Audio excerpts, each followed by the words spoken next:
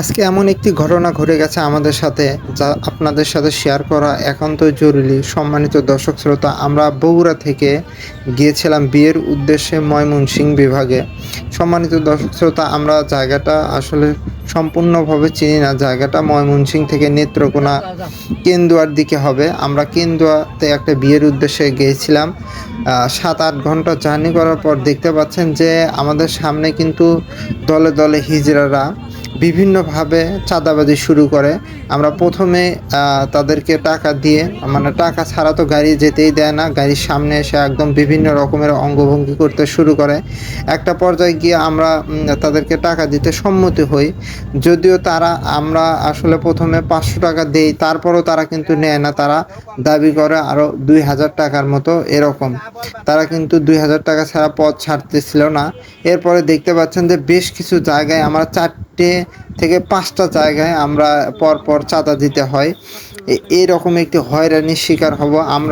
আমরা ভাবছিলাম যে ময়মনসিংহের বিভাগের লোকজন অত্যন্ত ভালো এবং আত্মীয়পরায়ণ। এমন একটি ঘটনা, অনাকাঙ্ক্ষিত ঘটনা ঘটলো, অথচ আশেপাশে চায় থেকে কিন্তু সকলেই দেখলো, স্থানীয় অনেকেই দেখলো। তারা কিন্তু আসলে মজা নিচ্ছিল, কিন্তু আমরা যে এরকম একটা বিপদে পড়ছিলাম তারা কিন্তু কোনো প্রকারের সহযোগিতা করতেছিল না।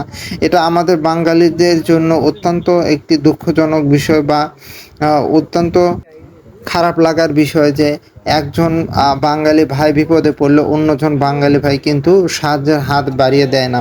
আমরা অতিথি গিয়েছিলাম বিয়ের উদ্দেশ্যে। এখানে এসে বিশ্বাস করেন যে আমাদের বিয়ে করার বা বিয়ে করানোর যে একটা ইচ্ছা, এটাই মানে হারিয়ে গিয়েছিল একটা পর্যায়ে গিয়ে।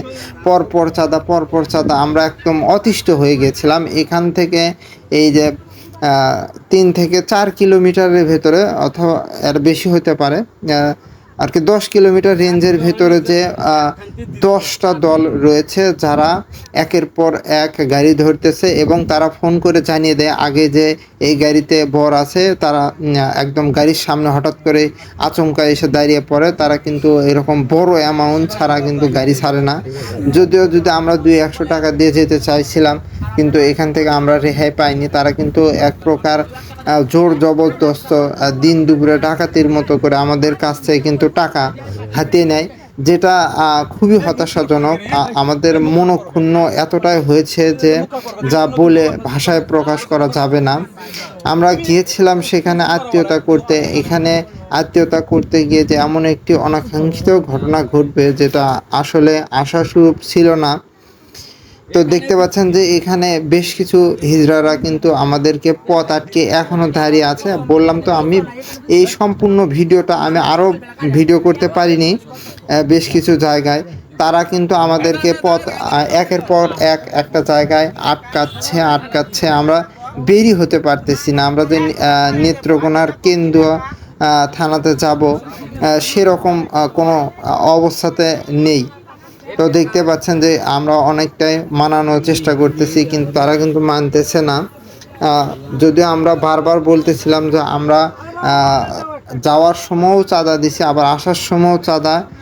এটা কীরকম আমরা কার্ড দেখালাম, তারপরেও কিন্তু তারা মানতেছে না। এটা আসলে হতাশাজনক। সম্মানিত দর্শক শ্রোতা, আপনাদের প্রতি অনুরোধ রইল, যারা আমার এই ভিডিওটি ময়মনসিংহ বিভাগের নেত্রকোনা জেলার কেন্দুয়া থানার আশেপাশে থেকে দেখবেন, আপনাদের জনসাধারণকে বলতেছি, দয়া করে এই বিষয়টা আপনার কঠোরভাবে রুখে দাঁড়াবেন।